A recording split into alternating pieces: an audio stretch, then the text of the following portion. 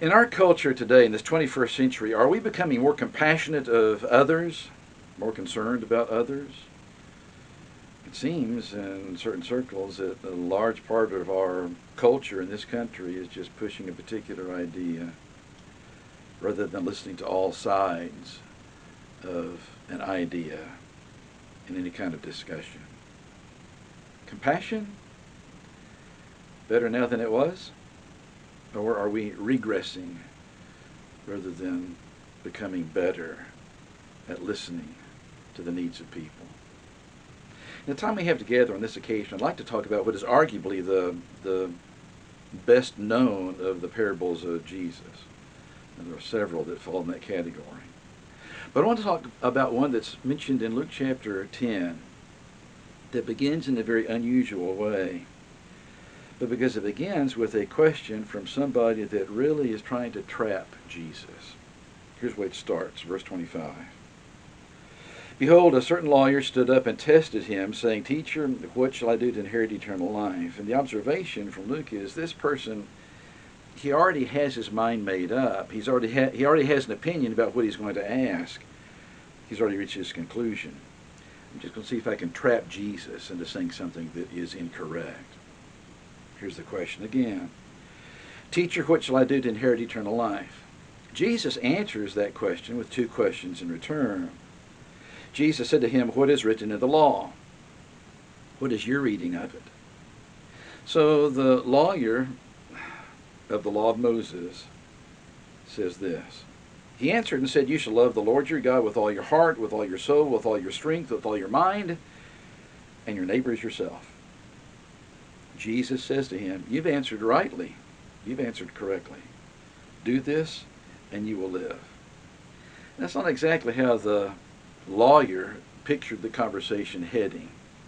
So he asked another question. He said to Jesus, and who is my neighbor? Which prompts the parable of the Good Samaritan. And it reads this way. Jesus answered and said, a certain man went down from Jerusalem to Jericho and fell among thieves, who stripped him of his clothing, wounded him, and departed, leaving him half dead. By chance a certain priest came down that road, and when he saw him, he passed by on the other side. It's not totally oblivious, but totally indifferent. There's a complete indifference on the part of the priest. Verse 32, likewise a Levite, and the priests were from the tribe of Levi. A Levite, when he arrived at the place, came and looked and passed by the other side. There's still indifference, but a little bit more of a contemplative aspect to this individual. At least he stops and looks. Verse 33. But a certain Samaritan, as he journeyed, came where he was, and when he saw him, he had compassion on him, and went to him and bandaged his wounds, pouring on oil and wine, and set him on his own animal, brought him to an inn, and took care of him. Now there's compassion rather than indifference. There's a sense of urgency to minister to the needs of this individual that has been so severely wounded. The benevolence, I'm using what I possess to bandage the wounds as best I can. I'm bringing him where he can be taken care of in ways perhaps that I can't. Now the next day, verse 35, on the next day when he departed, he took out 2 denarii and gave them to the innkeeper and said, take care of him, and whatever more you spend, when I come again, I will repay you. There's benevolence. Benevolence with a capital B. And he's trusting that the innkeeper will have that same kind of sympathy and care that he gives to this wounded individual. And then Jesus asks a question. So which of these three do you think was neighbor to him who fell among the thieves? So the lawyer asked one question. Jesus asked two. The lawyer, in his response, does not get the conclusion he's hoping for, and he asks another question.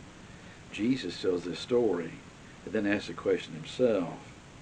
Which of these three men, the priest, the Levite, the Samaritan, which of these three men do you think was neighbor to him who fell among the thieves? The lawyer said, he who showed mercy on him. Jesus said to him, go and do likewise. If you were the lawyer, how would you feel? What would you think? We live in a culture that is more and more isolated, even with all of the technological advancements we possess. Compassion on others still exists, but it seems like it's almost at an arm's length. Except when you take a look at the way that Christians respond to one another and to those outside the body of faith. A concern for physical needs, more importantly, a concern for spiritual needs. It's something that continues. We need to be that example in a world that is desperately lost. A world that's selfish, a world that's prideful, a world that really cannot articulate a response if questions are asked, so a world more and more exclusive in the information that they allow to be public domain. If you disagree with me, I'll shut you down because I can't answer your reasoning. I'm not about to spend my time to actually dig into and dissect the concepts that I have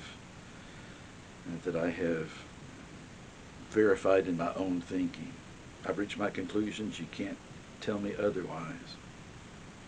Jesus helps this lawyer in his day with the answers that he asks. Recognize you need to be showing compassion. Don't jump to conclusions.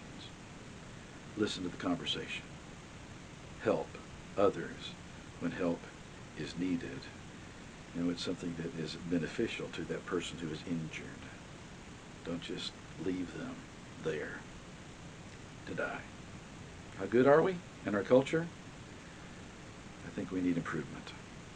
All of us. Maybe some more than others. Interesting chapter. Please stay safe. We'll talk again soon.